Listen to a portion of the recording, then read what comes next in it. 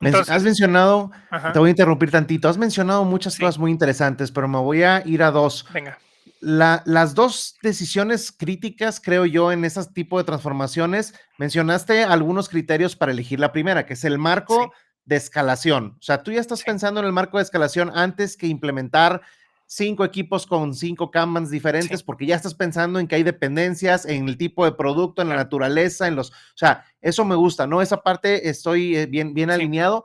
La otra parte que me gustaría entender un poquito es y que creo que es como el coco de muchas transformaciones sí, a lo que me ha tocado vivir, es cómo dividir los equipos. Parece un tema muy sencillo, pero hay muchos factores y mucho contexto, como mencionas, que te hacen dividir los equipos de producto o pues al final hagas lo que hagas, vas a dividir los equipos, ¿no? Entonces, sí, ¿cuáles son los criterios o cuál es tu consejo para, o cómo le haces el camino para porque si llegas a una empresa a la que me digas, de repente hay equipo de frontend y equipo de backend, y ya desde que llegas y dices eso, dices, esto no entiende nada, ¿estás de acuerdo? sí, O sea estamos sí, perdidos, ¿no? Entonces, ¿cómo hacemos eso, Lorenzo?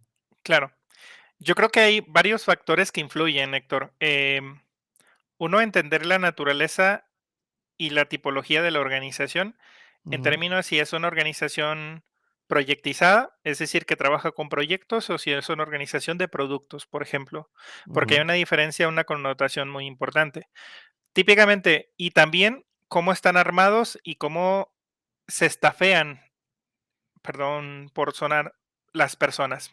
ujú, Es decir, cuando son organizaciones proyectizadas, típicamente tienen un proyecto, una instancia de un proyecto, asignan a ese proyecto a un equipo y a veces el equipo dura lo que dura ese proyecto. ujú, Y este trae ciertas implicaciones y es un error para mí, y no lo digo yo, sino lo dicen muchos gurús y expertos, el tema de la madurez de los equipos.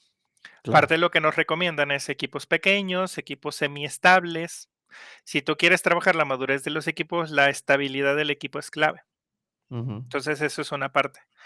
Eh, Características como las que nos propone Scrum, equipos pequeños. ujú, 6 más menos 3, ¿no? De 3 a 9 personas, por ejemplo. Ideal, ya sabes, 6 a 9 personas. Equipos crossfuncionales, pero ujú, aquí hay otro tema, equipos multidisciplinarios, y aquí hay otro tema, que por ejemplo, durante muchos años se nos dijo en las organizaciones es especializa el talento y tienes skills o personas muy especializadas, el developer, el tester, el analista, el diseñador y el no sé qué.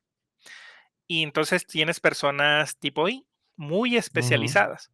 ujú, Pero si quieres adoptar esta parte que hemos hablado de frameworks, métodos, prácticas, la agilidad, la cross-funcionalidad, fomentar la colaboración, personas con habilidades tipo T, ujú, especialistas generalistas, ¿no? Y ujú, eso es un tema que también tendrás que trabajar. Bueno, eso deberás de considerarlo, ¿no? ¿Cómo están ahorita los roles, qué roles tenemos y cómo están agrupados? Entender la naturaleza de las áreas, el ciclo de desarrollo que ahorita tenemos, por ejemplo, y sobre todo las implicaciones de dividirlo de alguna manera. Y ahí hacemos como un ejercicio piloto, una prueba de concepto sobre papel, cómo ujú, es la mejor estructura, ¿no? ujú, Y la dinámica. ¿Para qué? Para que veamos si el replantear el rol, si replantear los equipos, la reasignación de personas, etcétera, porque el pasar de proyectos a productos va a ser un reto. Y ujú, armar estos equipos multidisciplinarios y cross-funcionales también. La característica de este tipo de equipos es que deben de tener los conocimientos y habilidades necesarias para poder entregar valor durante un periodo de tiempo determinado, ¿cierto? ujú, Pero si generamos hilos, pues esta parte de romper los hilos y demás, si tenemos equipos y subequipos, y Scrum también nos dice esto de que no hay roles especializados, no hay subequipos, pues ahí está, ¿para qué le buscas, no? claro. Entonces, eso es un tema súper importante, que cada equipo sea lo más dependiente y autónomo posible, ¿de Ujú, acuerdo? Para que si le asignamos una feature, una épica, una historia, la puedan construir. Por claro. eso tienen a sus respectivos roles. Pero hay connotaciones muy importantes, equipos de productos, equipos de componentes, tienes que entender la tecnología, las plataformas, los componentes, los productos, la arquitectura, por ejemplo. O Ujú, sea, son varios factores para poder decir cuál es la mejor organización y distribución de los equipos. Y sobre todo lo que te decía, si hay dependencias entre estos, ¿no? Ujú, Entonces, yo ahorita te mencionaba el framework de escalado.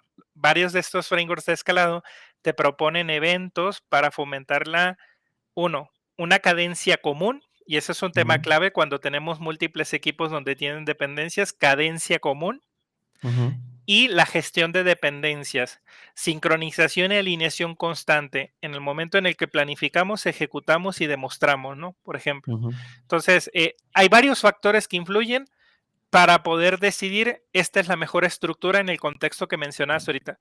Porque cuando vas allá, más allá de un solo equipo, a lo mejor muy seguramente hay un tema de escalado, por ejemplo, para gestionar dependencias, impedimentos, integración y hasta demostración, ¿no? Por ujú. mencionarte un tema.